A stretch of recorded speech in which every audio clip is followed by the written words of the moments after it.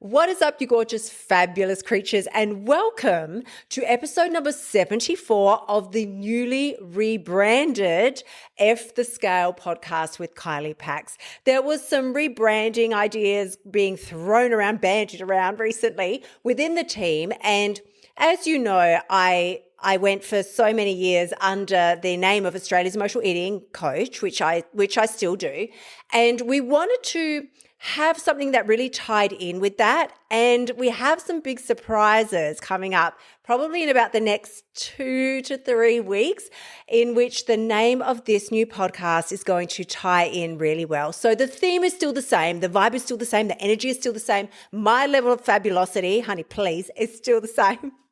But we have changed the name, and you will see that if you are if you're listening on Apple Podcasts, if you're listening on Spotify or any of your other chosen streaming apps, then you will see that the cover art has changed. And if you are watching on YouTube, you will see the same thing. So moving forward, we're definitely going with F the Scale with Kylie Pax, because there's so much behind this that I really feel resonates very strongly, not the least of which the scale is the worst fucking way to measure your progress, especially in the realm of weight loss. The scale, listen, let me put it to you this way. I'm not anti-scale. I have been previously in my previous life. I was like, don't weigh yourself on the scale. That's bullshit. Blah, blah, blah. But I'm sort of retracting that a little bit now and saying the scale is certainly one way to measure your progress if that's what you want to do. However, it's not the most effective way by any means. The scale is nothing more than a physical, or not even physical. It's nothing more than a numerical representation of your gravitational pull to planet Earth at this moment. It fluctuates not only day to day, it fluctuates throughout the same day. It's not a really accurate way to measure your weight loss progress. A far more accurate way that I use still to this day, and I've used it for probably 30 years now, is a good old-fashioned measuring tape. I personally find a measuring tape to be the most accurate way of day-to-day tracking your progress, if that's what you want to do, day-to-day, week-to-week, whatever, month-to-month, whatever works for you. But a measuring tape has the ability to give you a far more accurate representation of your current fat loss, water reduction, all that sort of thing, way more than what's going on the scale. Like, it's just so limited, the information that the bathroom scale can give you, whereas a measuring tape can help you to see more. It's not going to be fucked up by muscle growth or water retention, water retention, but it's not going to be fucked around by those things. It's going to give you a more accurate representation of the shrinkage of your butt.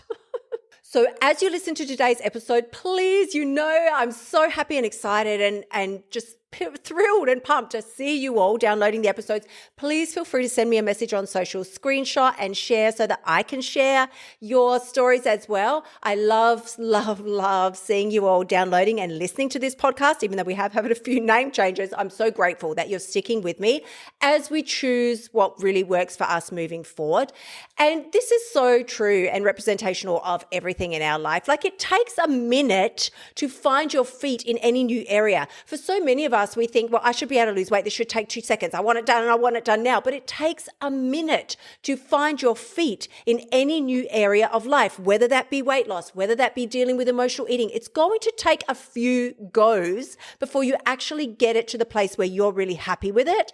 And you all know this. Like, I could easily pick examples out of the air. Weight loss is not a one-hit method. If it was, there would be one diet out there. We would all do it and life would be fabulous. We'd all look amazing and fucking fabulous, and we would get on with our lives and think that everything was great. But it doesn't work like that. Different methods work for different people. Different methods work at different times. Different strategies and systems will suit your life better at certain times and ages and stages than other ones. It takes a minute for you to find your feet in any new area that you're stepping into in life. So today we are talking about the 3 main causes of of nighttime binging. Oh, honey, please. I'm trying not to talk too loudly today because Phil's down the other end of the house in an important meeting, and normally I would be raising my voice and doing all kind of ridiculous antics, but I'm trying to be a little bit mindful of the fact that he's having a professional meeting down the other end of the house, and I don't want to disturb that. But we were talking about the three main causes of nighttime binging, or even just nighttime overeating. If you're not having some kind of full-on binge at night, at least nighttime overeating. I don't know any female that doesn't do this. I don't. I'm racking my brains right now, like running through my little filing cabinet in my brain. I can't think of any female that doesn't overeat or at least graze their way through the evening. Now, the first point that I'm going to dive into today is probably the most common, and it's probably the biggest reason why I see so many of us, myself included, honey, please, I'm not excluding myself from this list. This is my prime reason for overeating / if I do find myself binging at night, this is the number one reason why. And I mean, with that being said, I already feel this little like pang inside. I don't really binge anymore.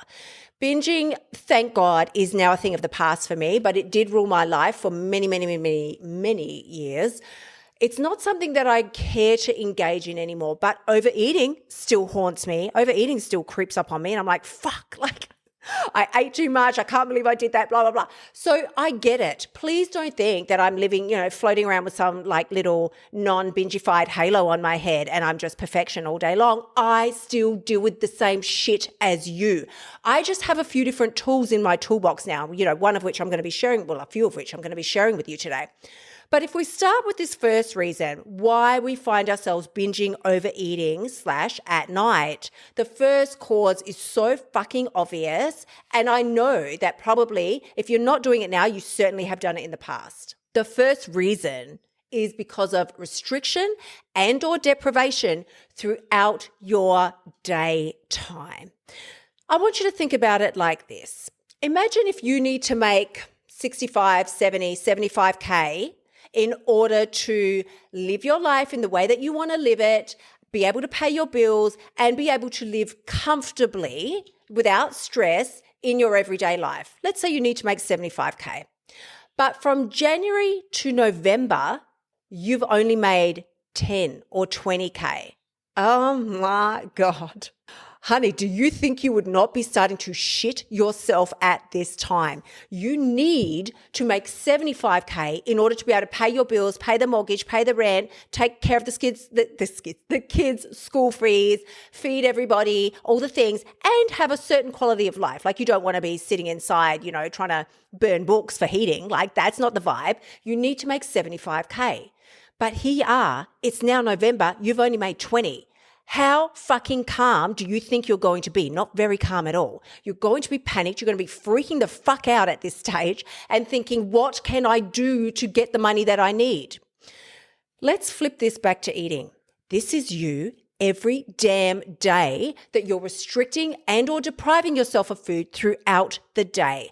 Your body needs a certain level of food and caloric intake for it to, yes, be able to function through the day, but also not freak out and think that there's been some kind of famine or something's going on. Why isn't she eating? Why am I not getting any food? But here's you, running around like a crazy person, doing 10,000 things, doing the job, running the business, taking care of the kids, taking care of the spouse, the partner, the lover, all the fucking things that we do, responsibilities that we have with our parents or siblings. There's so much on our plate. Not to mention, on top of all that, you're supposed to show your ass up on social media, look amazing and fantastic for any of my honeys that are also in business and or just enjoy being on social. There is so much for you to do on a day-to-day business. If you are not making time to feed your body, and we're just talking physical food here. I'm not even starting to talk about thoughts, mental and emotional. I'm just talking about physical food. This is you all through the day. I don't have time, but secretly, don't even try and lie to me. Secretly, you're hoping on the down low that you're going to drop a couple of kilos by dinner time because you skipped breakfast and lunch and all the snacks, like you skipped all the things. And you're just hoping that by tomorrow you're going to have lost 2 extra kilos because you didn't eat today. Listen, that is such incredible bullshittery on our mind's part because you cannot control yourself at night. by nighttime, just like the monetary example that I gave you before with the 75K, if you've only made 20K by November, you're going to be panicking. Well, that is your body at night. It's panicking. It's like something is fucking going on. And the minute you get around food and your responsibilities for the day have diminished, do you think you're going to sit there calmly and like make a green fucking smoothie for dinner? Highly, highly unlikely. You're going to stuff your face, and or even if you don't go into a panic and stuff your face, you're at the very least going to be finding yourself grazing all night long and feeling like you just can't stop, and or / that enough is not really enough. You know, when you feel like you just can't find the food that would satisfy you, you're like, I don't know, I thought it was going to be this fried chicken, but now I've eaten that. That's not really what I'm still feeling like. I want something. And so then you start eating the chips and you're like, yeah, that's not really it. I feel like I just want something. So now you're diving into the chocolate and then the cake and then the three-day-old Chinese food in the back of the fridge. None of it was what you really wanted. Your body needed sustenance throughout the day. Honey, please, is what I'm saying to you. Feed your body what it needs. Give it what it needs throughout the day so it doesn't force you to do crazy ass shit at night. Now, the second reason why we often find ourselves binging and or overeating at night is purely because of our thoughts. So let's say that you did feed yourself through the day. You know, listen, the thoughts are coming thick and fast when you didn't give yourself enough food through the day. But if you did, then you're sitting at home and you're really relaxed and now the responsibilities are over and like the kids are bathed and they're in bed, and or you've just, finished all your work for the day. Like it's done. Now it's Netflix time. The thoughts are going to come into your head. Well, this is relaxation time and relaxation equals food. So now I need food. Here's what I would like you to consider. Think about that thought, the thought for the foods that you don't need. Like it's telling you, well, you should just eat chocolate now. Just eat chocolate. You know, there's that fresh block in the cupboard, the one that you haven't tried. It's going to be really great. Blah, blah, blah. Eat all the things. It's telling you that chocolate will help you relax. I want you to think about, well, listen, you know what actually has just come to me? My thoughts would tell me I need to reward myself for the day. You deserve that chocolate. You need to reward yourself. You did a great job today. You made it through another day. It's time for your reward. Get the chocolate, right? I know you can all resonate with that one. Get the chocolate, eat the chocolate. You deserve it. Well, I want you to think about that thought as nothing more than an opinion. That is purely one opinion, one option. But what is your counter thought? What is the counter opinion that you are going to come up with? Now, when I say this, there is a caveat. Well, there's two caveats. When you are going to come up with an opposing thought or an opinion to the previous one that just told you, eat the chocolate, you deserve it, it has to meet two critical criteria. Like these are non-negotiables. It has to either A, feel or be real to you. Like you can't tell yourself something that doesn't even feel real to you. Your brain is not stupid. Telling yourself that you're going to eat the apple instead of the chocolate does not even feel real, or like it could be real, or like it could be true. Like as if an apple is as fucking satisfying as chocolate. That's bullshit. So it has to either feel real or be true. And secondly, it needs to be more convincing than your previous argument. So again, with the apple example, that is bullshit. Nobody wants an apple more than they want chocolate. Maybe you could coat the apple in some melted chocolate, maybe, but you've got to come up with something that is as convincing, if not more, than the previous argument. Now, the litmus test that I like to use for this is really, really simple. I ask myself, does this decision that I'm about to make, does this give me more of what I want in my life and for myself and for my body, or is it taking something away from me? It's really simple. Whatever decision you're about to make, well, even if you're going to eat the chocolate, but you're just going to eat not the entire block maybe, right? Because that's also a counter argument. That could be a perfect counter for you if that works for you, because more chocolate isn't more enjoyable. More is just more. It's not more enjoyment. It's just more chocolate. Like it ends up not being great. And you know that. It does not end up being more enjoyable. It moves from very quickly from more enjoyment. It moves from enjoyment to regret, guilt, and shame very fucking fast. You've got to be on top of that. So the litmus test that I like to use is the decision that I'm about to make going to give me more of what I want, or is it going to be taking something away? Now, the third reason why we are overeating or binge eating at night is really simple. You know this one. It's our emotions. Please, as if it's not. It's our emotions.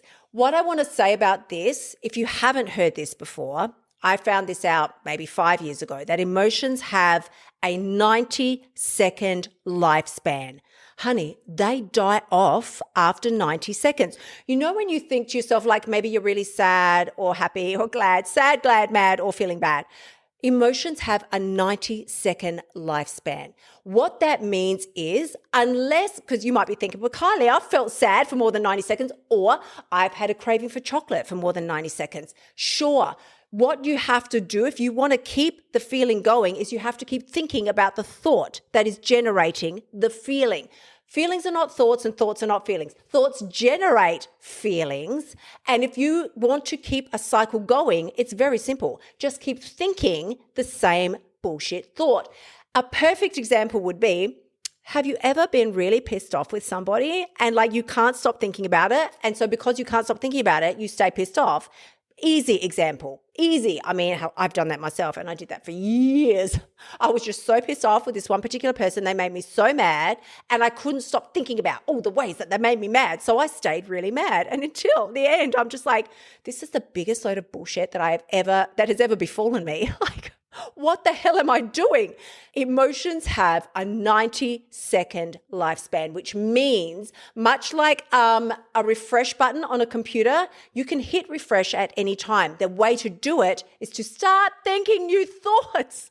We're not idiots. It's really, really simple. So if you want to avoid the bullshit eating at night, one of the quickest, fastest, best, most effective ways that you can do this that doesn't impact your time to any large degree is to simply take a second once, twice a day. Take a minute. This literally takes a few seconds. Place your hand on your heart and take 3 deep breaths. It's so simple. It's so fast and so quick. And when I say don't pant like a dog, it's not like in and out. 3 deep breaths into the diaphragm and back out through the esophagus, right? 3 deep breaths is all it takes to reset or recalibrate your emotional bandwidth. That is what I am talking about. And you can even do this at night. If you're feeling like, but I want to eat the chocolate, I have to eat the chocolate, I can't control myself, I need more. Stop. Stop. First of all, stop with the bullshit self-talk because that is not helping you. What it's doing is releasing more of the panic and, exhilarating chemicals into your bloodstream, just thinking about eating the chocolate. Stop with that. Sit down, stand if you have to. Place your hand on your heart. Take 3 deep breaths into the diaphragm, back out. It helps to recalibrate your emotional bandwidth back to 0. Well, back to 100, back to maximum, right? If you don't give yourself this purposeful moment to, as I say, to recalibrate, to give yourself a second, your body will fucking force you to do it by eating food. That is simply the bottom line. Think about it this way. Your personality creates your personal reality. I'm going to say that again. That's a good one. Your personality creates your personal reality. What I mean by that is what you think and feel will ultimately affect what you do. Your thoughts are so fucking important. Girls, I can't even with the thoughts. Like, we're going to be spending so much more time in upcoming episodes talking about our thoughts because you don't overeat because you have a craving. You overeat because of the thoughts you have, which are releasing chemicals into your body, which is causing a craving. Nobody arrives here on planet Earth pre-programmed to some level of perfection, but we do arrive here ready to learn and grow. So when it comes to that nighttime eating, overeating, binging, just feeling so bad about yourself at night because of the food choices that you're making, it's all coming back to a level of, well, I want instant gratification. I want it right now. I just want to feel good and I want to feel good right this second, and I'm going to use food to do it because you can feel good right this second. But food is the quickest, fastest way that we know to do it. Here's what I want to say to you about that. Instant gratification is fucking fabulous. But if you're not proud of the choices that you're making and the woman you're becoming because of it, then seriously, what is the point? So my darlings, with all of that being said, please skip on over to kyliepax.com/free course. The free course is, I think now we're 2 weeks away. Fingers crossed, everybody, don't hold me to it, but I think we're 2 weeks away from releasing the free course, which is fucking-mental, and it's everything that I did to lose 20 kilos, keep it off, stop emotional eating, just basically get my life back. I just can't even. I can't even with how good this is going to be and how it's going to change and impact your life, your body, your relationship with yourself, and your relationship with food forever. So head on over. I will put the link in the show notes, kyliepax.com/free course. You will get everything you need to know to be able to move forward this year. And as always, please, please, please do remember the only person who has the power to change your life is you, honey. When you step up and start understanding the way your mind ticks so that you cannot fall victim to your own BS thoughts, behaviors, choices anymore at night, that is 100% when you've got what it takes. I look forward to seeing you all again next week. Until then, my gorgeous ones, bye for now. Thank you so much for tuning in.